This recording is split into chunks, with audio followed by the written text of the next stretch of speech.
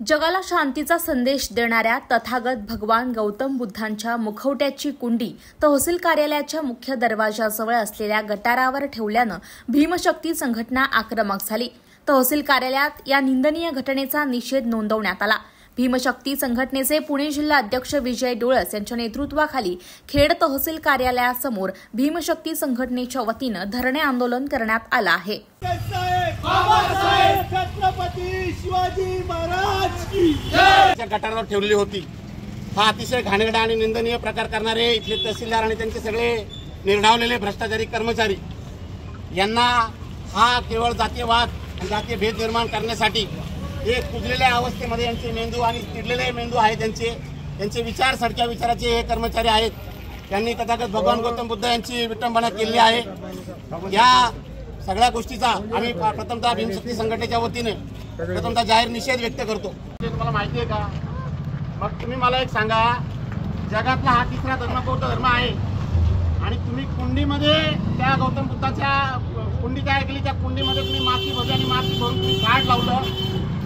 तुम्हाला हे माहिती आहे का की संपूर्ण जगामध्ये वल्लभ साहेब संपूर्ण जगामध्ये ना तथागत भगवान गौतम बुद्धांच्या मूर्ती आहेत ना, त्या सोन्याच्या थायलंड बघा, मलेशिया बघा, हाँगकाँग बघा, जपान बघा आणि त्या जपान प्रदेशामध्ये सगळ्या सोन्याच्या मूर्त्या असताना तुम्ही तथागत भगवान गौतम बुद्धांची मातीची मूर्ती तयार केली आणि केली ती तुम्ही तुमच्या गेटवरती गटारावरती ठेवली। तुमच्या तहसीलदार कार्यालयामध्ये काम करणारे लोक काही माती खातात का शेण खातात? तुम्ही विचार करा।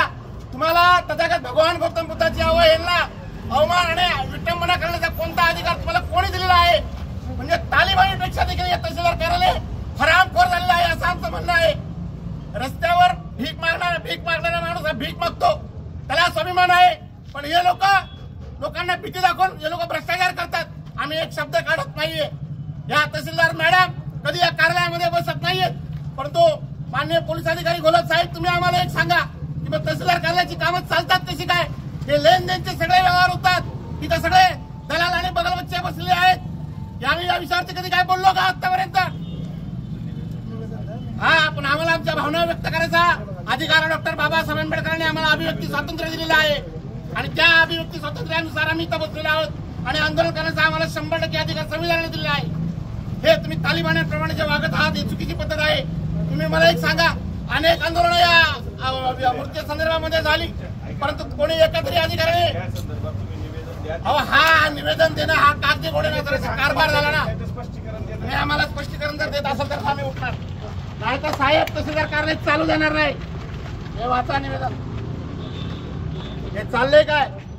तुम्ही काही करा ना, आम्ही सहन करणार काय? अरे आम्ही मागासवर्गीय आहोत, परंतु तुमचे विचार किती मागासलेले, किती बुरसटलेले आणि किती तुमच्या किडलेल्या मेंदूचे विचार आहेत। ते तथागत भगवान गौतम बुद्धाची मूर्ती तुम्ही तहसीलदार कार्यालयाच्या बाहेर ठेवताय। तुम्हाला लाज आणि लज्जा वाटायला पाहिजे। या गोष्टी करता कामा नाहीयेत। तहसीलदार कार्यालयाचं करायचं काय? तहसीलदार कार्यालयाचं करायचं काय?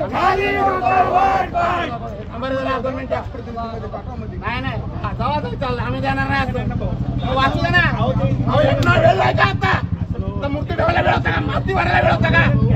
हा मग जाऊ द्या, यांना एवढा राग येतो, आम्हाला किती राग आला?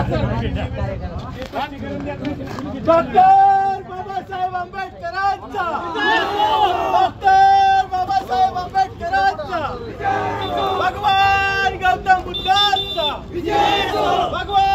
महाराष्ट्रातील ताज्या घडामोडी पाहण्यासाठी आजच आपल्या न्यूज टीव्ही मराठी या चॅनलला यूट्यूबवर सबस्क्राईब करा। तसंच इंस्टाग्राम आणि ट्विटरवर फॉलो करायला विसरू नका।